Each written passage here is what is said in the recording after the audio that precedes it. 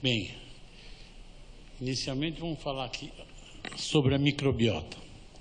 Já foram identificadas cerca de 200 a 400 cepas bacterianas diferentes no nosso intestino. E se nós formos pesar as bactérias, dá mais ou menos 1,5 kg, fazendo um total de mais de 3 milhões de genes, enquanto que o genoma humano tem apenas 30 mil.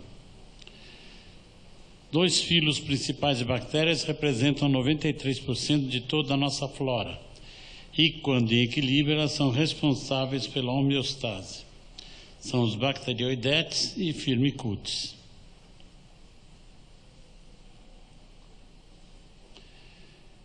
As doenças intestinais crônicas, o uso indiscriminado de antibióticos e de inibidor de bomba protônica podem alterar esse equilíbrio das bactérias. A infecção por Clostridium, além de diminuir a população dessas bactérias, causa diarreia e colite pseudomembranosa. Aqui nós temos um esquema mostrando aqui as bactérias no nosso organismo, que quando submetido a, por exemplo, antibiótico, elas, além de diminuírem, elas tornam-se vulneráveis ao Clostridium. Que nós temos o Clostridium, a forma vegetativa, e aqui o paciente já com infecção. Essa infecção pode curar, e o paciente volta à sua flora normal, ou pode cronificar, e aí nós precisamos de alguns recursos.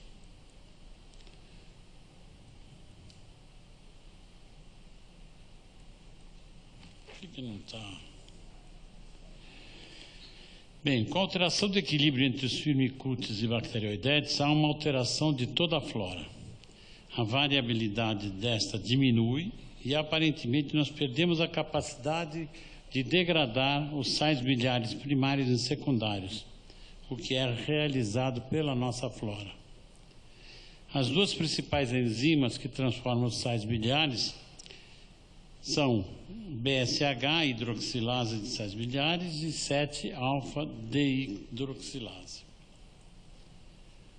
Aqui nós temos um exemplo de um paciente. Esse grupo aqui foi submetido ao tratamento com clindamicina, e esse outro grupo não. Se nós submetermos esses pacientes à presença do Clostridium, aqueles que tomaram a clindamicina permanecem com o Clostridium em alta concentração. E os que não têm nenhum, estão virgens de antibiótico, o Clostridium entra e morre. Aqui nós temos o que acontece com o doador. Este aqui é o doador e esse aqui é o doente. Se nós infundirmos a flora deste doador no paciente, nós temos uma recuperação da flora. Bem, só para nós termos uma ideia da incidência dessa doença, em 96 nós tínhamos 98 mil casos de Clostridium ao ano. Em 2013, de 500 mil a 3 milhões de casos ao ano. Vejam que isso aumentou brutalmente. O tratamento já foi aqui falado, mas eu queria só acrescentar aqui a Cadazolide, que é um antibiótico em fase de experimentação, o transplante, que já foi citado, e o tratamento com Clostridium difficile não tóxico, subtipo 14, isso em pesquisas recentes mostram que esse Clostridium combate o outro. Ou melhor, ele come a comida do outro.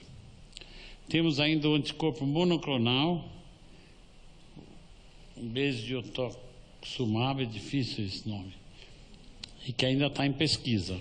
E estamos também pesquisando vacinas. Estamos, não eu, o mundo. Essa infecção é extremamente grave porque a recidiva após o primeiro tratamento é de 20%, após o segundo é de 40%, após o terceiro 65%, e há pacientes portadores de Clostridium há mais de 20 anos. Em relação ao transplante, o conceito de ingestão de fezes sadias é muito antiga. No século IV, os chineses administravam fezes para pessoas com intoxicação alimentar e quadros diarreicos graves. No século XVI, um outro chinês descreveu a administração de soluções com fezes para quadros semelhantes. E na mesma época, os chineses descreveram a sopa amarela, que tornava a ingestão das fezes um pouco mais palatável. Já em 1950, faziam-se clister de fezes de doador sadio para tratar diarreia crônica pós-antibiótico. Nem se falava em Clostridium ainda. A partir de 80, clister com fezes autólogas para tratamento de colite por diversão fecal. A colite por diversão fecal é a colite que aparece quando você faz uma ileostomia. Então, o cólon passa a não receber fezes. Isso acaba causando uma colite ulcerativa que melhora se vocês pegarem fezes do íleo e infundirem no colo. Em 96, pela primeira vez, se faz o tratamento do Clostridium com fezes. Foi o Liacouras em 96. E a partir disso, vários outros métodos foram descritos. Em 2003, 18 pacientes com Clostridium foram tratados com infusão de fezes por sonda nasogástrica. Ainda em 2003, Borodi fez transplante de microbiota fecal para colite ulcerativa. Em 2009, o Survey europeu já acena com a possibilidade que a cura do Clostridium seria dependente de doador de fezes. Para vocês terem uma ideia também da evolução da literatura, em 2010, 7 trabalhos sobre Clostridium. Em 2017, 300 e vai aumentando progressivamente.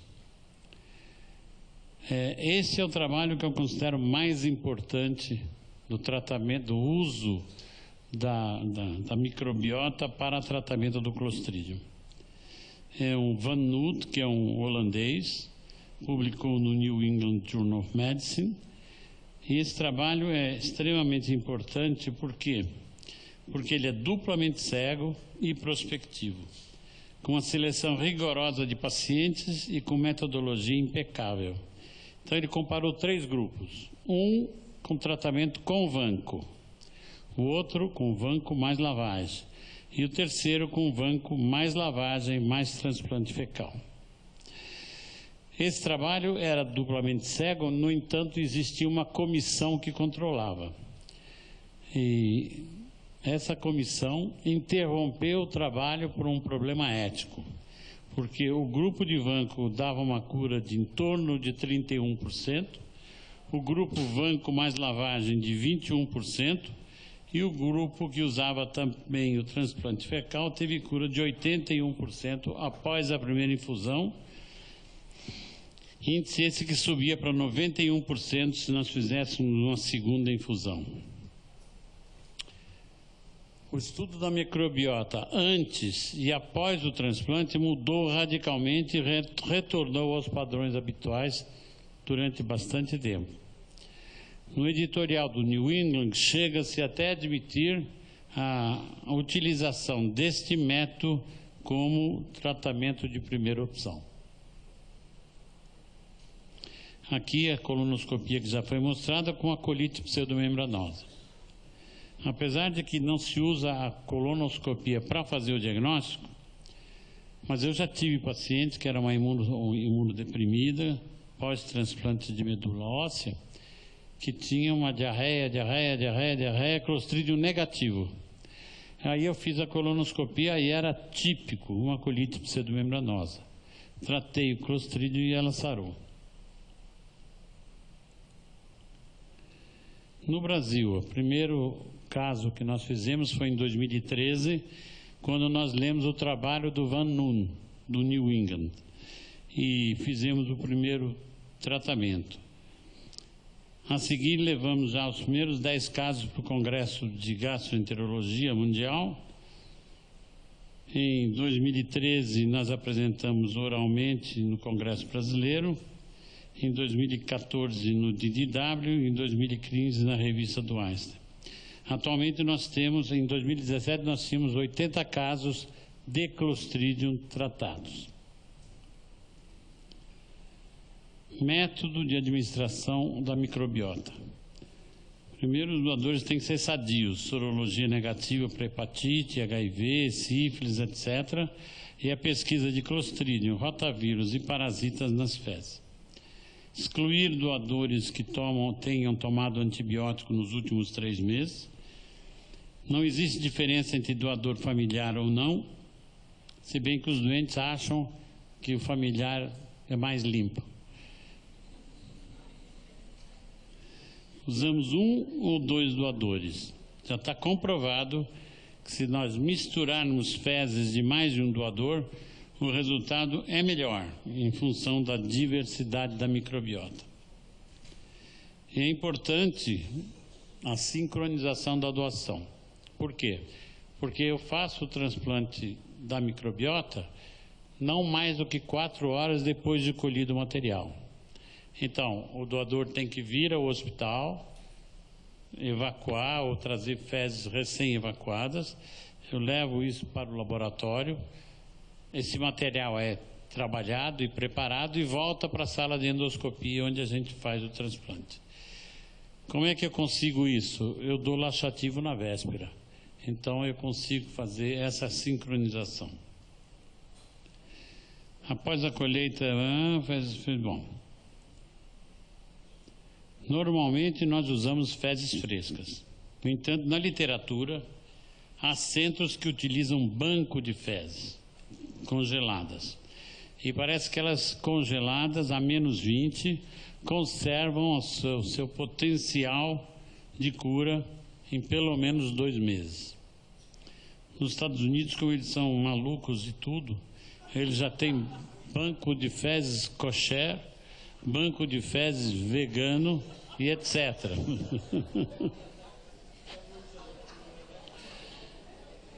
Os resultados com tratamento com fezes frescas ou congeladas parecem ser o mesmo. As fezes podem ser diluídas em água, em solução salina ou em leite. Aparentemente, com água o resultado é um pouco melhor. Como é que se administra essas fezes? Primeiro, enema no hospital ou em casa. Bom, nos Estados Unidos também virou uma febre isso. Então já existem kits com liquidificadores descartáveis, com tudo. Então o sujeito compra, leva para casa, colhe e ele faz a infusão por enema. Nessa brincadeira já teve casos de morte por colite, por citomegalovírus, porque daí a fazer o transplante sem fazer exame nenhum é um pulinho. Por colonoscopia, com a injeção na região do seco, por sonda nasogástrica, por sonda nasoduodenal, por endoscopia, por enteroscopia e por cápsulas. Alguns autores referem que a via retal tem melhor resultado. No entanto, se você infundir pela via oral ou pela via duodenal a mesma quantidade que você injeta pela via de cólon, o resultado é equivalente. Outra preocupação seria o supercrescimento bacteriano no intestino delgado, o que não se mostrou ser um problema. Efeitos colaterais: cólicas, geralmente no primeiro dia, uma febrícula autolimitada no primeiro dia, arrotos, refluxo do adenogastroesofágico, broncoaspiração, distensão abdominal, diarreia transitória, e os resultados pela via alta mostraram uma recidiva de 2% e pela via baixa de 6%. Já aplicamos o tratamento por enteroscopia, quer dizer, a gente passa um colonoscópio infantil por boca, vai até o Trites e injeta 500 ml da solução no Trites, mais ou menos em 10 minutos. E pareamos com 37 pacientes, onde realizamos tratamento por via colonoscópica. Pela enteroscopia, ao invés de a gente seguir a técnica do Van Noot, que era sonda nasoduodenal, na realidade aconteceu o seguinte: eu cheguei para o paciente e falei, olha, ele é um paciente que estava há 3 meses com diarreia, não sarava de jeito nenhum. Eu cheguei para ele e falei, olha, tem um tratamento aqui um pouco atípico, seria fazer o transplante de fezes. Aí ele falou, olha, se eu não vir nada, você pode fazer o que você quiser. Então, em vez de passar uma sonda nasoduodenal e ficar gotejando durante 3 horas lá, eu cedei e fiz a enteroscopia. Esse foi o primeiro paciente, então. Nós não realizamos a lavagem intestinal, porque no trabalho do Van Noot mostrava que a lavagem intestinal até piorava. Procedimento por enteroscopia é extremamente rápido, procedimento sem desconforto e sem constrangimento. O controle visual do eventual refluxo do adenogástrico permite que eu aspire e evite, assim, uma eventual broncoaspiração. E melhora dos efeitos colaterais, como eructações, náuseas e aspiração. Na verdade, isso foi no começo. Depois, os anestesistas exigiram que o paciente fosse entubado, para evitar essa broncoaspiração, e realmente eu tenho feito assim. Bem, dos 80 transplantes foram feitos em 72 pacientes, 43 por enteroscopia e 37 por colonoscopia. Para tratamento de Clostridium foram 65 pacientes com diarreia, todos com mais de 60 dias de doença. Além disso, 2 pacientes com Crohn, sendo que um tinha Clostridium, e 3 pacientes autistas, 2 com Clostridium. Por que autistas? Porque existem evidências na literatura que o autista, quando tem problemas intestinais, não Clostridium, ele fica mais agitado, o quadro clínico do autismo piora. E se ele tiver o intestino funcionando bem, melhora. Então, existe a associação de autistas, mães autistas, tem um inferno. E elas procuram frequentemente para fazer transplante fecal nessas crianças. Eu tenho resistido bastante. Quando tem Clostridium, eu faço. Quando não tem, eu tento convencer a mãe de que não vale a pena fazer. Na doença de Crohn, tem um Borode que descreve melhora na doença de Crohn e na retocolite. Eu não vi muitos trabalhos que confirmem essa hipótese. No entanto, se o paciente tem Clostridium, eu faço sempre. E aí vem uma loucura. Pacientes que têm Parkinson, que dizem que melhora com a infusão de fezes, pacientes com carcinomatose ou melanomatose.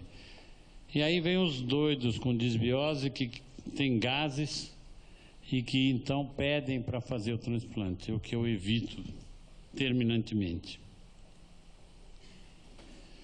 Bem, dos 65 pacientes com Clostridium e 100 doenças associadas, houve uma melhora em todos, porém 4 pacientes apresentaram recidiva clínica precoce e foram considerados fracasso, 6,2%. No grupo da colonoscopia, 3 recidivas precoces, que deu 2,6%. Não ocorreu nenhum tipo de complicação.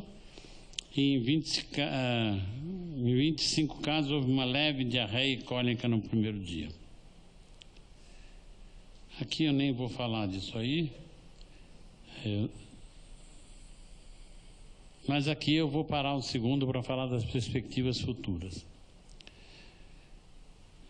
Principalmente no transplante de medula óssea. Saíram alguns trabalhos. Vocês sabem que o transplante de medula óssea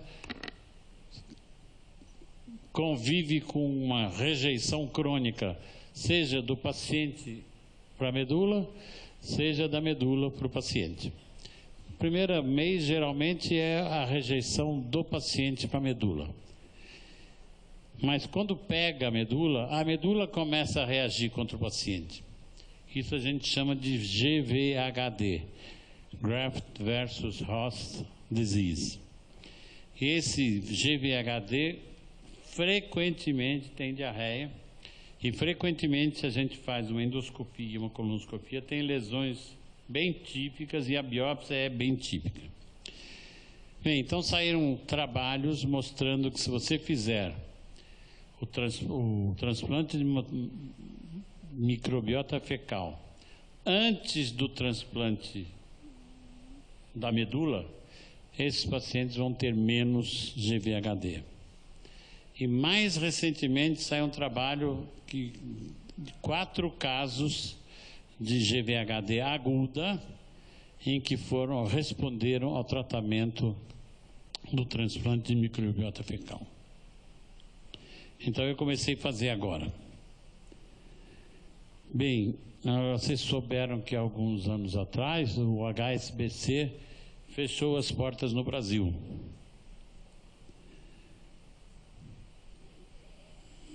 O que nós vamos fazer agora? Por outro lado, o Banco de Boston resolveu expandir as suas atividades no Brasil e criaram o Banco de Fezes. Então, nós estamos tentando seguir a ideia do Banco de Boston para ampliar o espectro de pacientes que possam ser tratados. Muito obrigado.